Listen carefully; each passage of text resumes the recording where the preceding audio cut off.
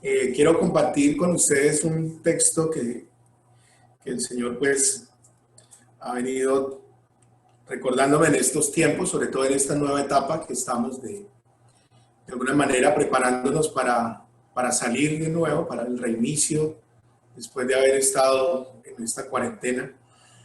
Y digamos cómo Dios anima nuestro camino en medio de las circunstancias. Está en Génesis capítulo 26, la historia de Isaac, hijo de Abraham y de Sara, en un momento de crisis en su vida. La vida de Isaac está marcado por lo sobrenatural y por una cantidad de eventos, podríamos decir, complejos. Es un hombre muy especial, concebido por su madre cuando tenía 90 años. Abraham tenía ya 100 años. Hacía 25 años que Dios le había dado la promesa. Y aparece este hijo amado, este hijo de la promesa. Dios le dio la fuerza a Sara y Abraham, pues para no solamente concebirlo, gestarlo, sino criarlo también. Y en su vida, pues él, desde antes de su nacimiento, pues una cantidad de situaciones allí, familiares, conflictos, dificultades. El primero, pues, cuando Abraham desciende de Ur, de los caldeos, y llega a la tierra que Dios le había de dar, se fue a Egipto. Y allí en Egipto, pues, el faraón puso sus ojos en su esposa y Dios intervino y Abraham salió de Egipto y se vino a morar en Gerar, en la tierra de los filisteos. Y allí en Gerar, Abimelec, rey de los filisteos, pues lo recibió. Y a causa de Sara, pues también el Señor juzgó en ese momento la intención de Abimelec de tomar para sí a Sara.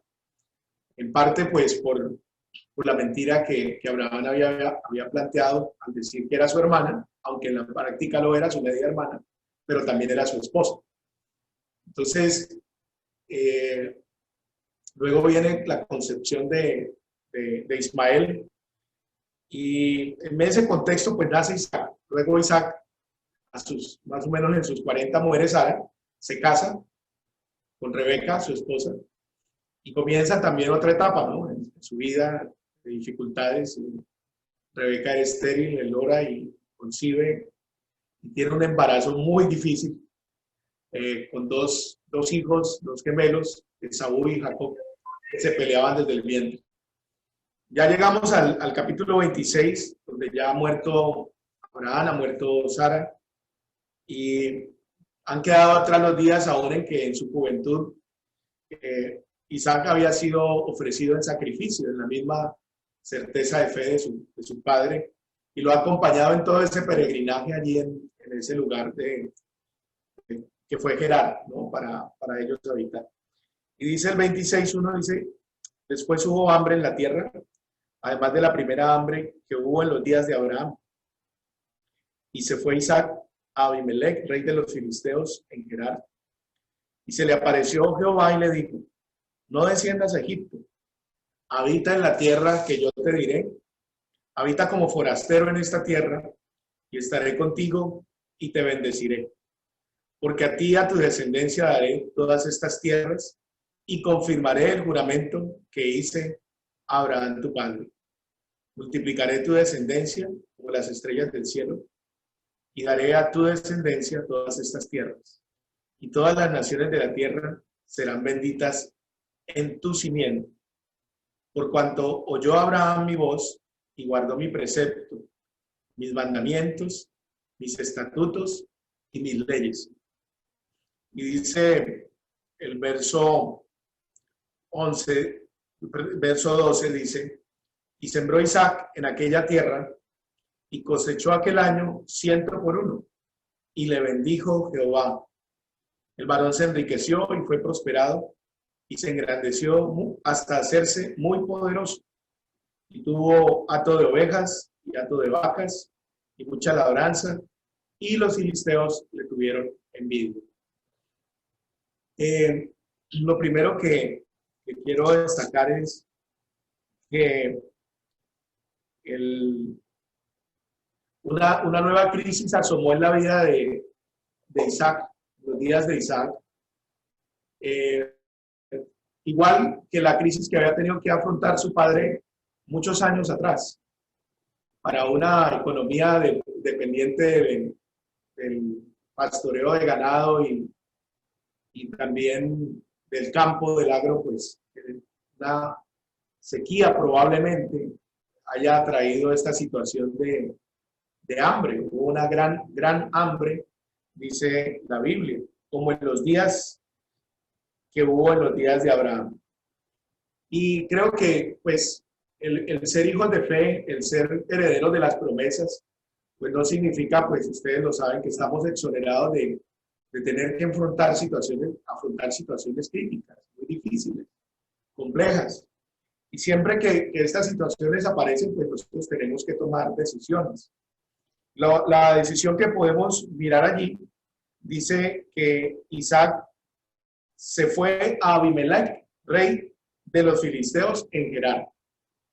Entonces la intención es, dice, bueno, voy a ir a buscar el apoyo, la ayuda, el consejo de este hombre, el cual también su papá, en los días en que él habitó allí, pues de alguna manera Abimelech había sido amigo de su padre, había entrado, ellos habían celebrado un pacto, y él recurre a Abimelech. Sin embargo, el hambre lo lleva a uno a moverse, pero no siempre las decisiones son de alguna manera pues las que uno son correctas, son las que uno cree que debe tomar en ese momento.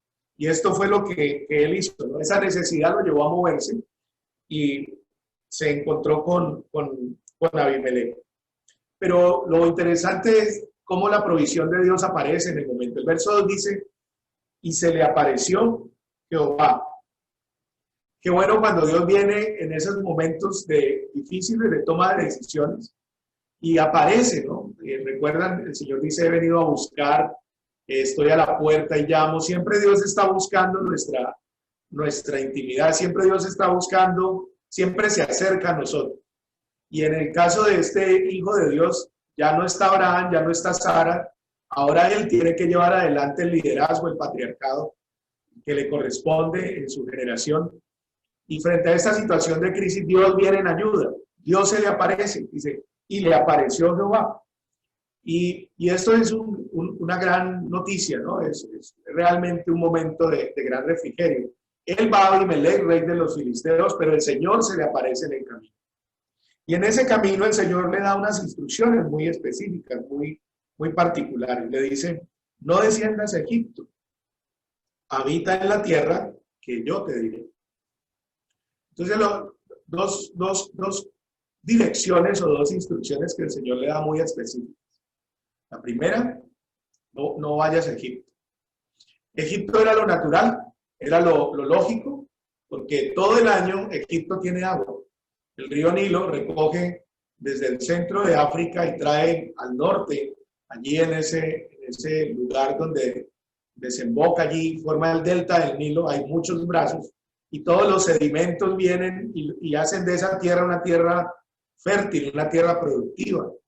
Este Egipto de los faraones, esta gran civilización, pues era apenas el lugar lógico donde habría que ir en un momento de eso. Allá hay agua, allá hay tierra abonada. De hecho, el nombre Egipto, el topónimo del lugar es Tierra Negra. Eso es lo que significa, Tierra Negra. Pero esa Tierra Negra entraña, esa gran productividad entraña peligros, ¿no? Ese gran desarrollo. Pues Egipto ha sido símbolo de la opresión, ha sido símbolo también de una vida contraria a la voluntad de Dios, idolatría, bueno, todas estas cosas que son un tipo del mundo, un tipo de esta opresión espiritual de todos tipos que Dios juzgaría 400 años más tarde a través de la vida de Moisés. Le dice el Señor, no quiero que vayas allá, hijo, no desciendas a Egipto. Parece que de alguna manera, aunque Isaac va a Abimelech, en el fondo de su corazón parece ser que su deseo es ir a Egipto. Eso es, digamos, lo que lo está impulsando a moverse en esa situación de crisis. Y la primera instrucción del Señor es esa, ¿no? Le dice, hijo, no quiero que vayas allá, no quiero que desciendas aquí.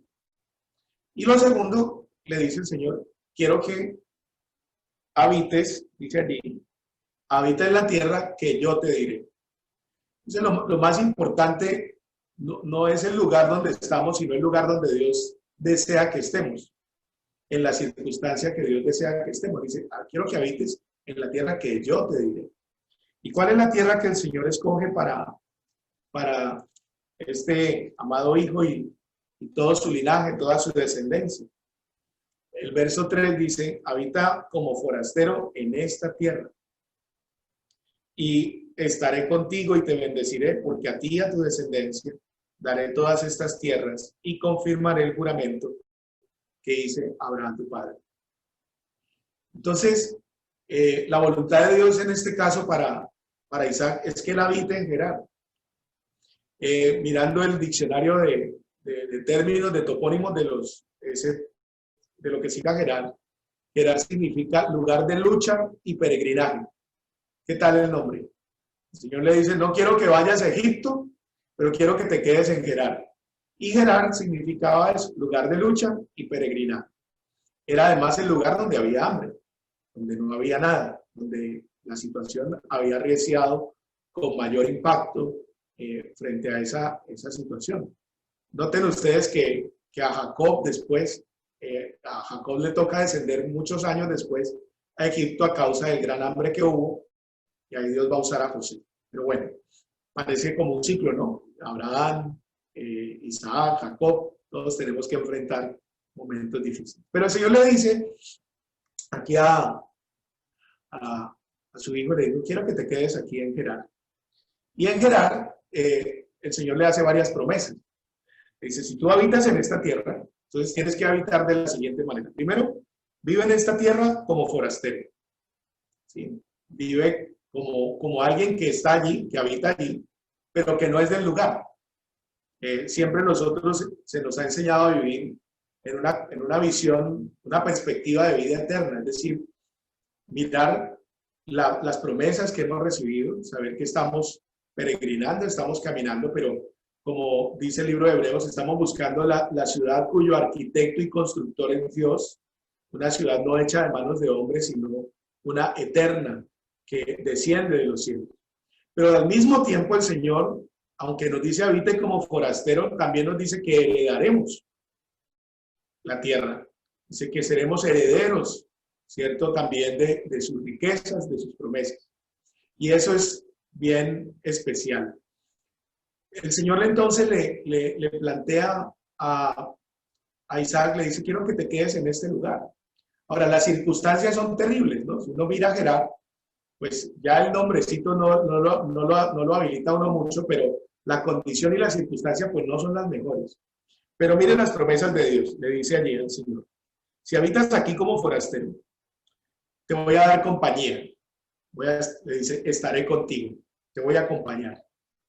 No vas a estar solo, yo voy a estar contigo. Y si algo necesita uno en los momentos de crisis es saber que tiene alguien que lo acompaña, que no está solo, que no está abandonado, que hay alguien que tiene cuidado de uno, que no se han olvidado, ¿sí? Que hay sí, la calidez de la compañía, ¿no? Nosotros que en estos días que hemos tenido que pasar el encierro, ¿cierto? Pues si además de eso estamos acompañados, pues uno se siente de alguna manera con cierto nivel de confort. Y aquí el Señor le dice a Isaac, yo te voy a acompañar. Yo estaré contigo, dice el Señor. Le dice a su amado hijo. Pero luego le dice, lo segundo que le dice, y te bendeciré.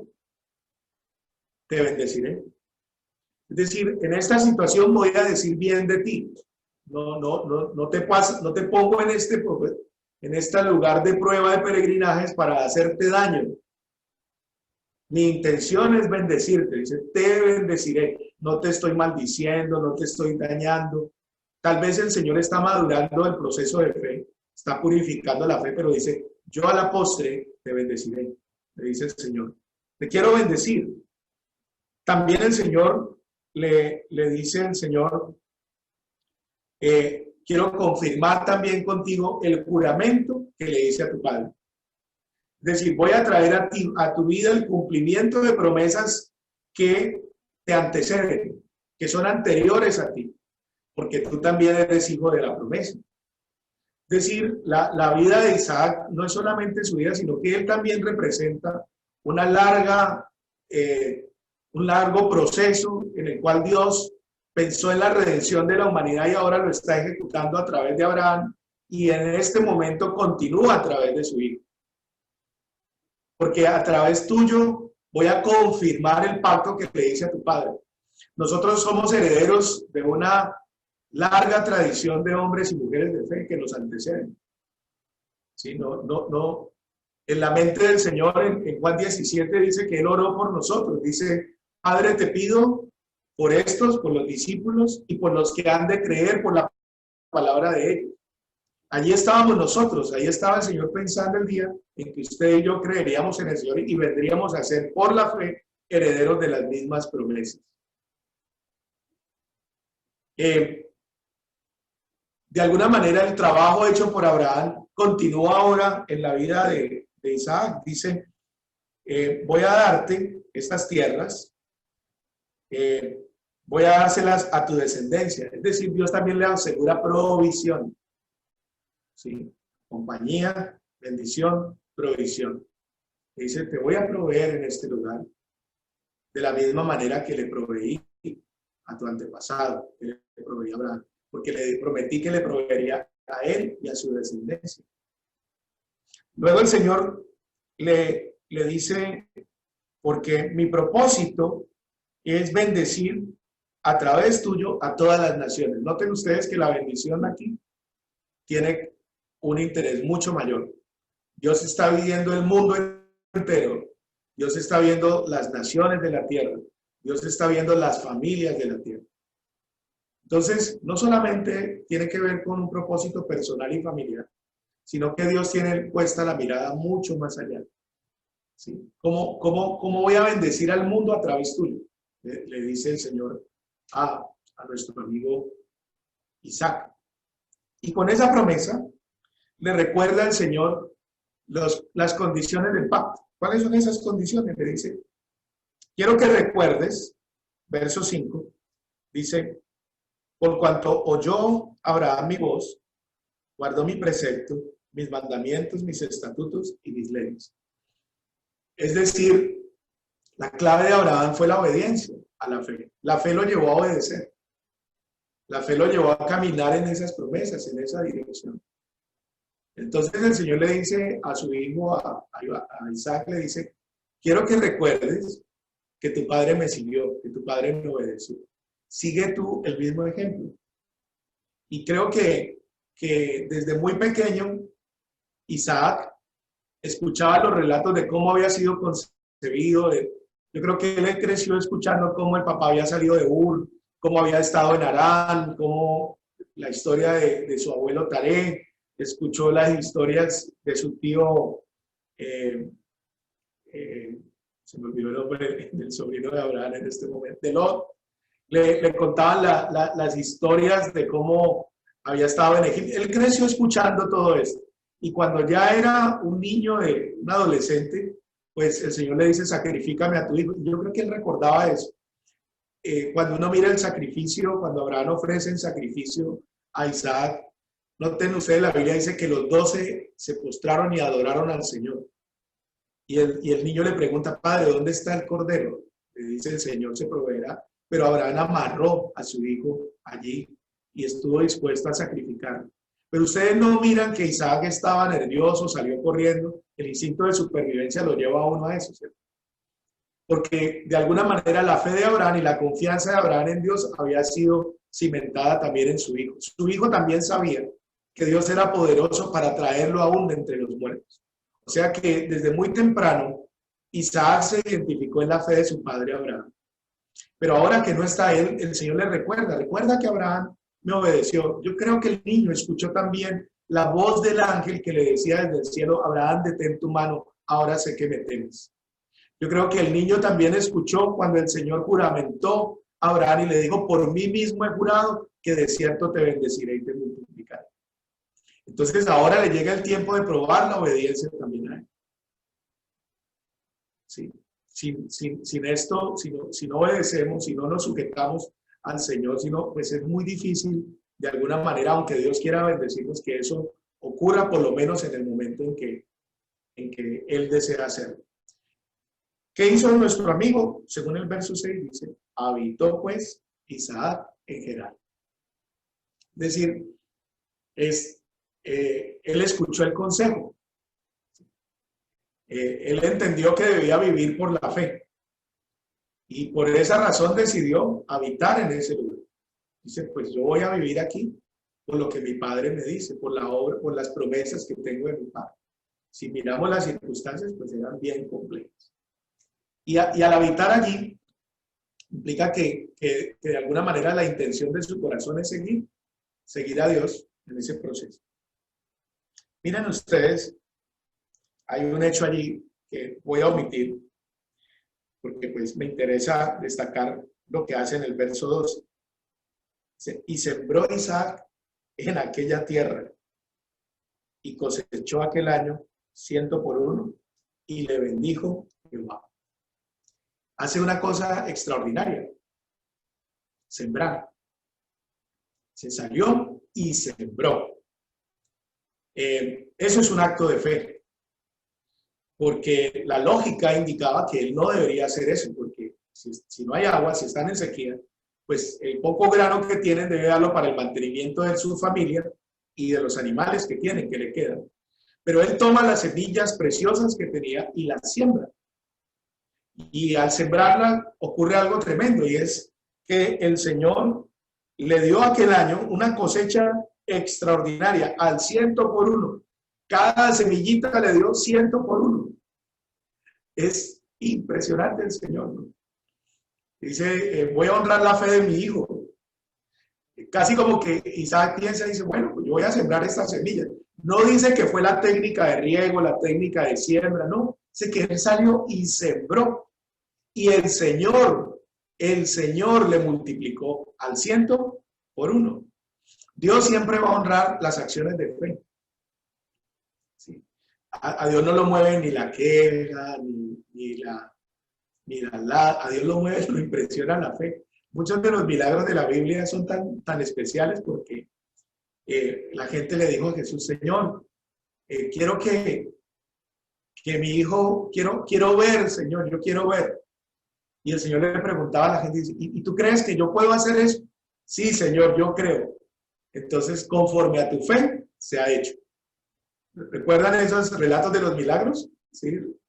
Más allá de si era más bien: ¿qué crees tú que Dios puede hacer?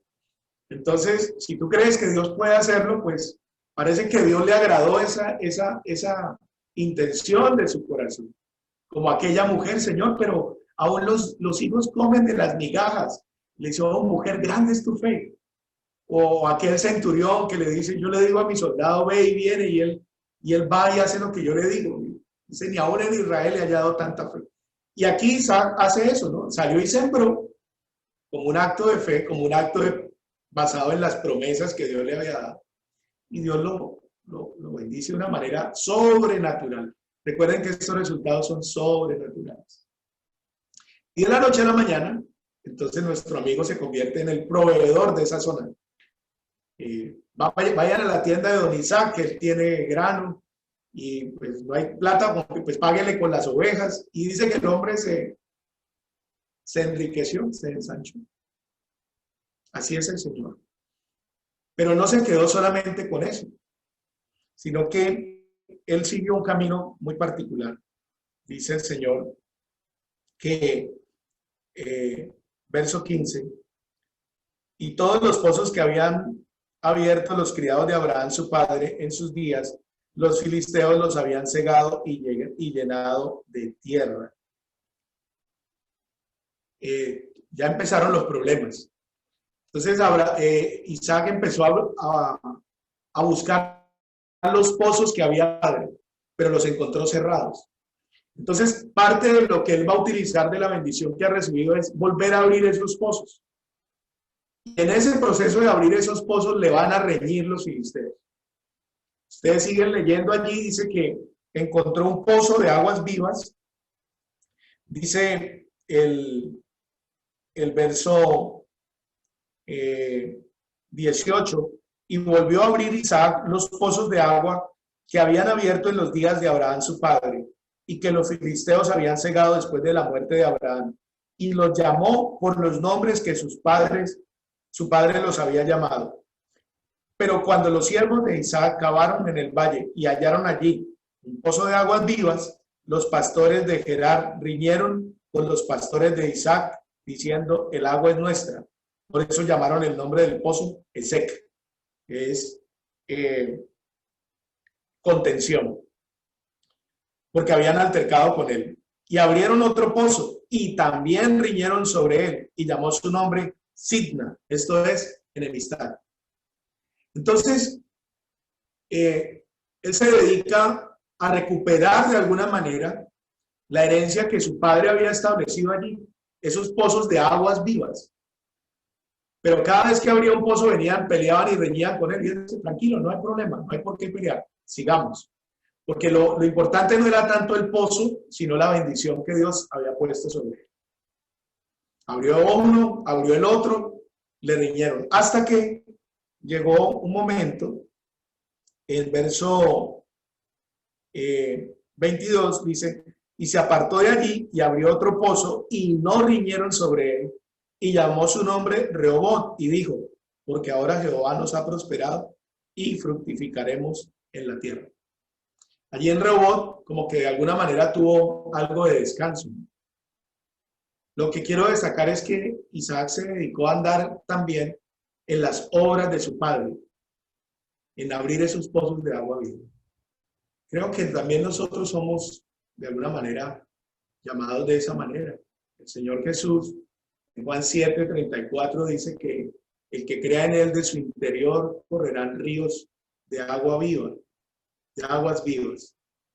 Y algo interesante es que él sigue avanzando hasta que encuentran un pozo muy particular. Se viene Abimelech y hace las paces con él, le dice: nosotros te hemos tratado bien. Hacen un tratado, comen allí y descubren un pozo que es llamado Sheba, y le pusieron Beersheba, o el lugar de los 7 pozos, o el lugar del juramento. Y allí el Señor se le apareció de nuevo a Isaac y le hace un pacto confirmatorio de nuevo, y le dice: yo te digo que estaré contigo y te bendeciré. Y allí en Beersheba de alguna manera cesa de alguna forma esta etapa en la vida de Isaac. Hay algunos aspectos a considerar que he planteado a manera de pregunta. ¿Cuál sería entonces? Quisiera invitarte a que recuerdes por un momento, a la luz del devocional. Dice: ¿cómo buscaremos entonces la dirección de Dios en este tiempo? O sea, ¿cómo crees tú que deberías buscar al Señor en este tiempo? ¿Qué te está moviendo el Señor a que busques dirección en ese tiempo? Porque al igual que Isaac, nosotros hemos venido a ser herederos de las mismas promesas, según lo que nos dice Gálatas 3:13 y siguiente. Dice que por la fe hemos venido a heredar la bendición de Abraham. Otra pregunta sería: ¿cuál es el Egipto donde el Señor te dice que no desciendas? O sea, ¿cuál es el Egipto llamativo que está allí? De alguna manera el Señor te dice: no te metas allá, no desciendas. ¿Sí? Otra pregunta: ¿cuál será la promesa que el Señor ha puesto en tu corazón en este tiempo, que va a guiar tu trabajo y tu esperanza?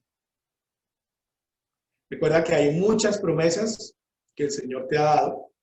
Algunas se han cumplido, otras se están cumpliendo y otras se cumplirán.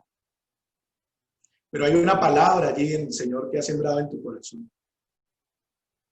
Y otra pregunta es, ¿qué vas a hacer con la bendición que el Señor te dé? Con toda esa bendición que Dios traiga sobre tu vida. Estaré contigo. Dice, no desciendas a Egipto, habita en la tierra que yo te diré. Estaré contigo, te bendeciré, proveeré para ti, para tu descendencia, dice el Señor. Esto es, mis amados hermanos, lo que tenía para compartir con ustedes en esta mañana, en este tiempo de devocional.